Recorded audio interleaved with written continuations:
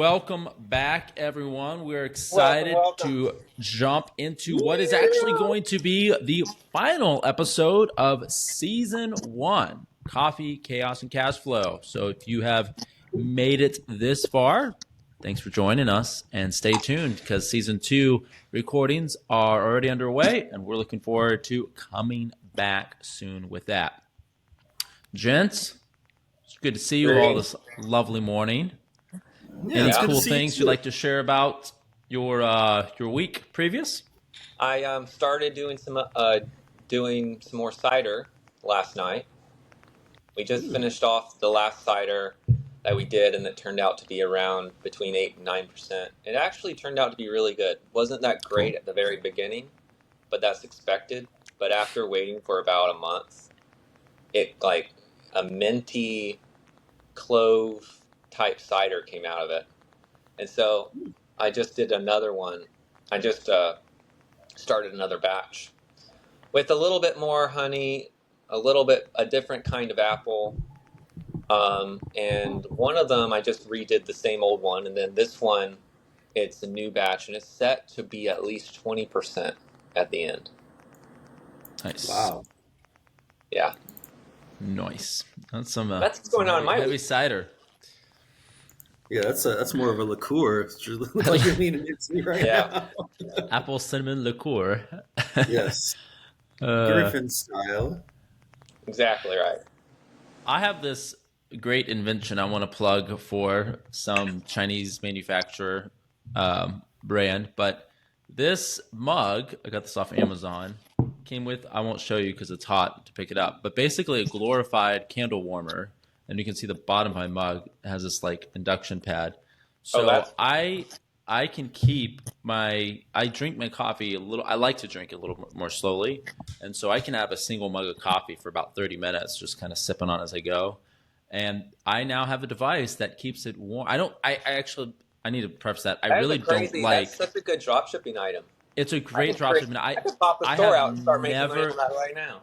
I have never liked big mugs with lids. I don't like drinking hot liquid out of a tiny little hole. Like I will always take the lid off, drink it just out of a mug. That's always been my thing. So I heard about this and I bought one. This one was like, I don't know, $20 or something. And it's one of the best purchases I have made in a while. I'm very, very happy with it. So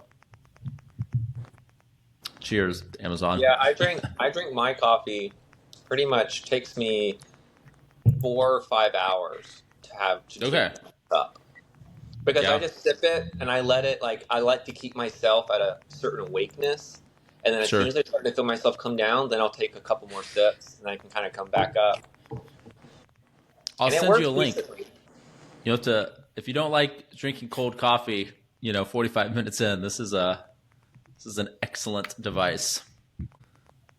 So today, this episode is talking about quitting, officially titled When to Quit, If Ever.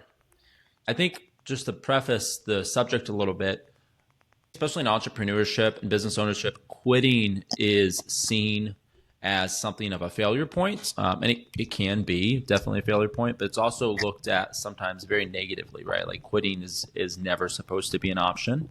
And if you quit, you've just like fundamentally done something wrong. So I think we could maybe start off there by just discussing what does quitting mean to you in terms of is it inherently always a negative thing? Is it sometimes positive? What are your takes on that? Well, I think first I think quitting, you really use the word quitting it's not in my vocabulary. What I would replace it with would rather be giving up. And I think that you should never give up, but you should instead choose to stop doing whatever it is you're doing. Meaning, at least to me, giving up is a negative thing, and it sticks with you, and it can have like negative emotional ramifications going forward and even getting into a new project. And example of just giving up would be something like your family or whatever tells you you'll never get it, you'll never do it, You should just give up right now. And then you're listening to them and you're making your decision based off of other people or based off of you telling yourself you're not good enough. And you don't ever get back up, versus choosing to stop something. It is your choice based off of a logical type of framework that you have decided that this is best for you, and not based off of negative emotions. And I think that's very important to make that distinction, because I have chosen to stop projects because it was either better for my family, better for me. I knew it wasn't going to work out based off of data that I could see. I knew I gave it a good try, and I knew that I could probably make it work either with more capital or with more time, but I didn't want to put any more time into it. I wanted to move on to something else.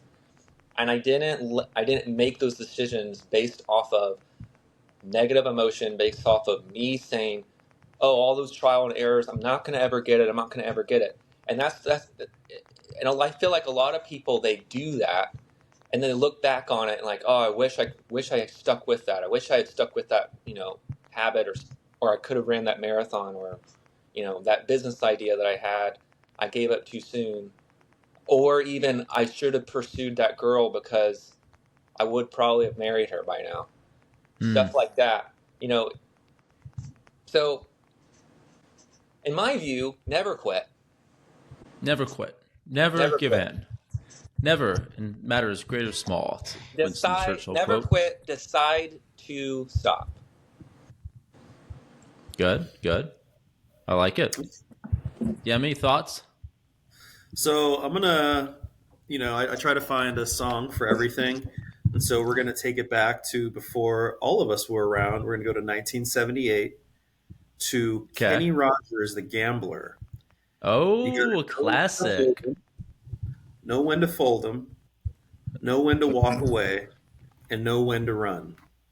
And so with that, it comes with, you evaluate the project.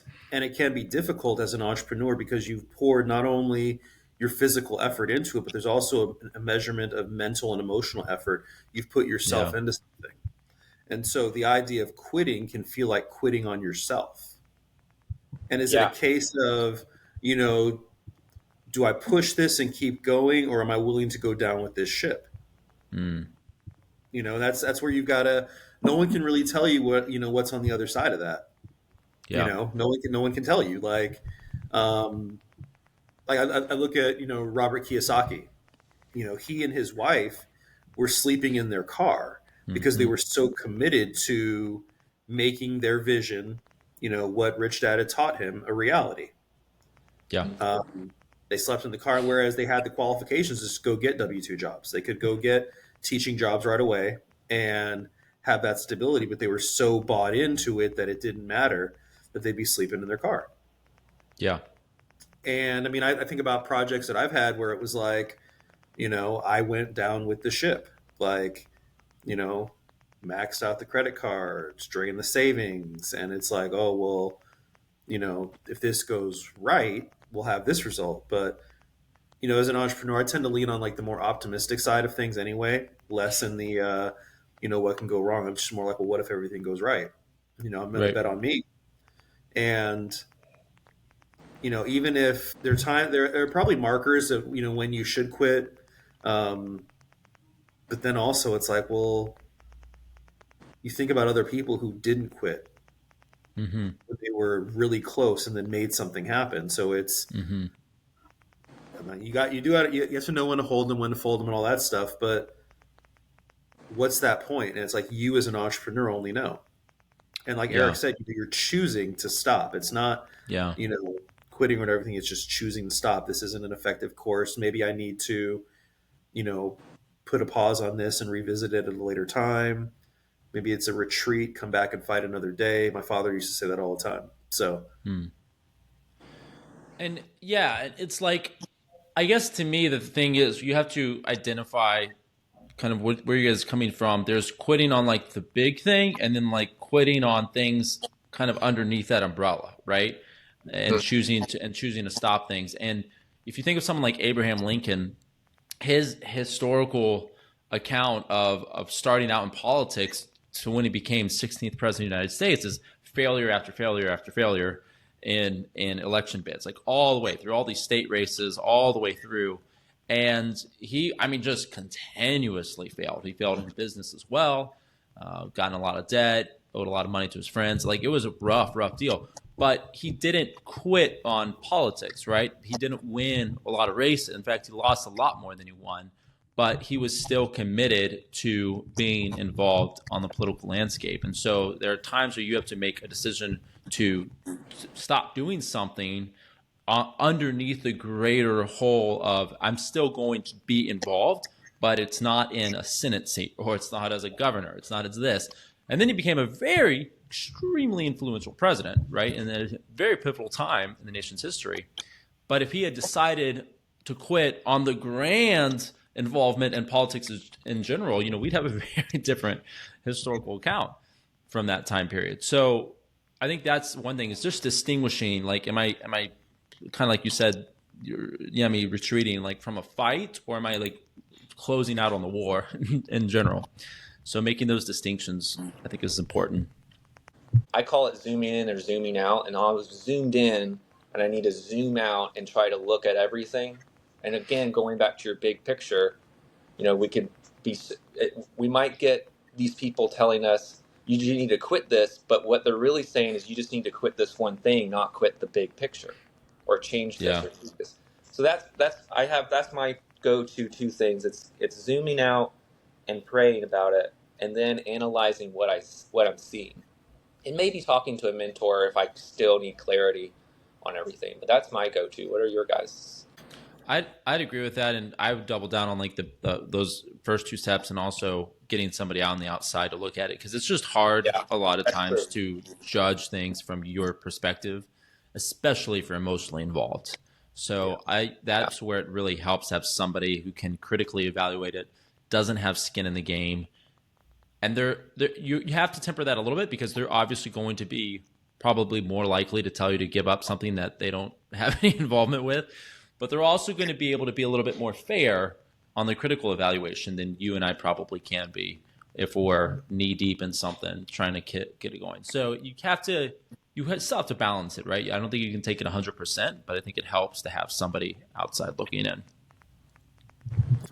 Yeah, it's, and then it's, again, it's like I trust my wife more than anyone, but at the same time, bringing something to her regarding a project that, she's got some skin in the game, because, we were together, we're married, we, share finances and a household and everything. And so with that, there's an element of pressure on her, because on one hand, she wants to support my dreams and support my aspirations.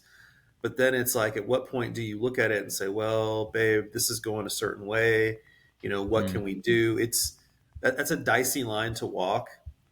And then there's also, again, I just go back to like just I almost want to call it irrational optimism, because Mark Cuban had said you only have to be right once in business. Like, you've only got to get it right once. And so even if something is a quote unquote failure, you learned a lesson from it, assuming that you actually learned the lesson from it, or if you're just destined to repeat this same cycle, the same, thing that's gone on.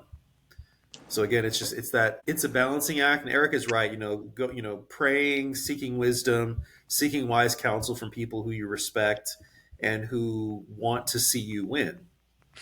That's probably the best way to know when to quit. And if everyone's saying the same thing, then on one hand, it may make sense to quit. But if you see something that no one else does, and you can make sense of it, well, you look at the people who, like Steve Jobs, with the iPhone, or, even to some degree, Elon with Tesla.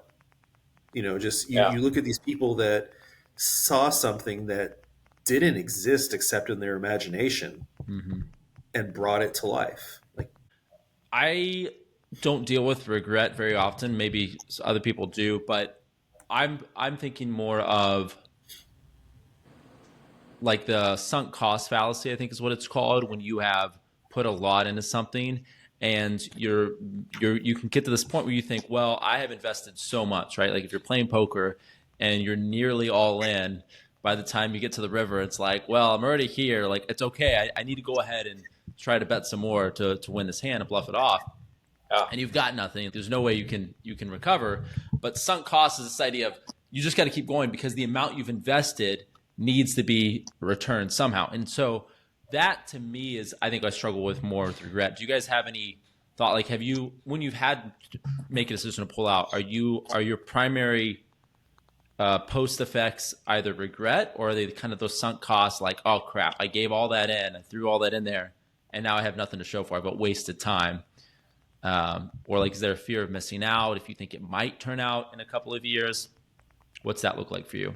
I think I learned this with my very first startup, which didn't work out.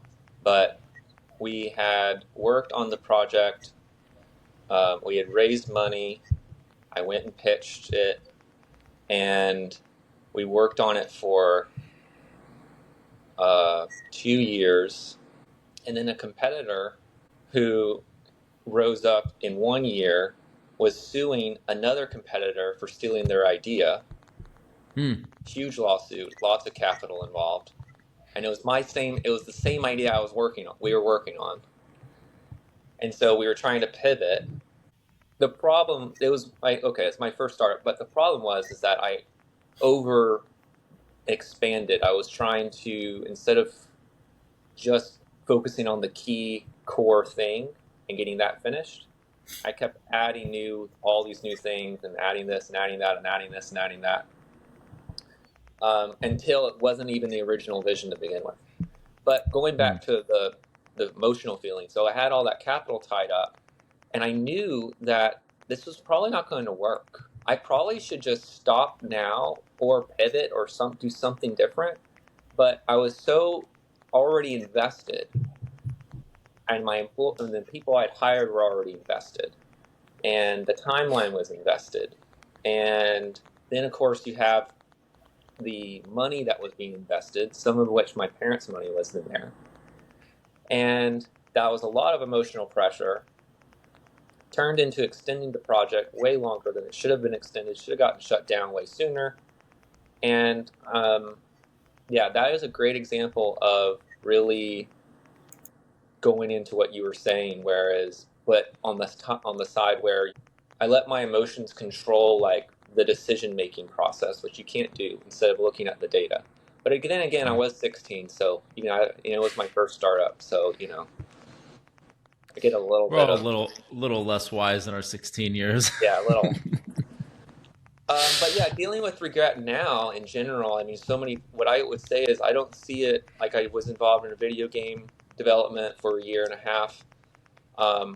And it was great. I learned so much. I learned I learned the entire system in terms of distribution and everything. And I look at those type of things as you're basically paying for like a college course. You're paying for like a one-on-one. What are those, like, not mentor, but those apprenticeships. You're like paying for these one-on-one apprenticeships where you're not going to get a job at the end, but you're going to be skilled. And I can go build a video game right now, all the way to distribution if I wanted to. So that's the way I look at it for me. I think if it's your first project, I can see it being a lot harder. But when you've gone through, let's just say 20 different projects, it just gets easier and easier and easier as you just, do it. I mean, at least I don't know if that's not very good advice, but that's me personally. That makes sense. Look at it as data. You're just learning. And I don't go into it expecting to succeed. Go into it as just expecting to learn and be kind to people and help people. And then you'll always win. Yeah, I mean, you can go back and you can beat yourself up, definitely. I have done that very well. Pretty good at, beating myself up and, sinking into that. The big thing is like, did you learn from it? Because if you went through something, invested this time in it, and didn't learn anything from it, then you failed. That is a failure. Yep. You know, if you Yeah, didn't gain anything from the experience other than the, expenditure of time and effort and everything, then yeah, you failed. But if there was a lesson to be learned, something to be gleaned from it, something to help you with the next thing that you do or other things that you do, then it's a good thing. You know, quitting, you can leverage that experience into something else and know, okay, well, in this next instance, I'll do something different. I'll have a different exactly. course. Mm-hmm. Yeah, and just one last thing. Whenever it comes to regret, not in my vocabulary, but because in order to actually regret means you have to judge yourself from now. Basically, you're going back in time and trying to judge yourself based off of what you know now, and now you're like, I regret that. I don't know. Regret to me is frivolous. It's a frivolous luxury to regret. Love it. Okay, lightning round. What is one habit that you might have that you're working to undo? Maybe a not so great habit that you're trying to pull back on. Okay, so right now, I've noticed. I was talking to you about my 3-year-old and talking and some weird interesting type of things that he's saying, and I'm like getting on him about it, and then my wife's like, wait, because I'm in a conversation. It's like, Eric, don't you want to rephrase that? Thinking, what are you talking about? And it has to do with somehow I've gotten to the habit of saying, maybe I want to do this, or maybe I would like to do this. And Okay. it's so annoying. It was just, I don't know if it was originated from me or if I just took it off of Josiah and it was originated from somewhere else. Don't know. I don't want to take the fullness of that, just because up to this point, I didn't even hear myself saying that in that way. Yeah. So that's one bad habit I'm trying to break.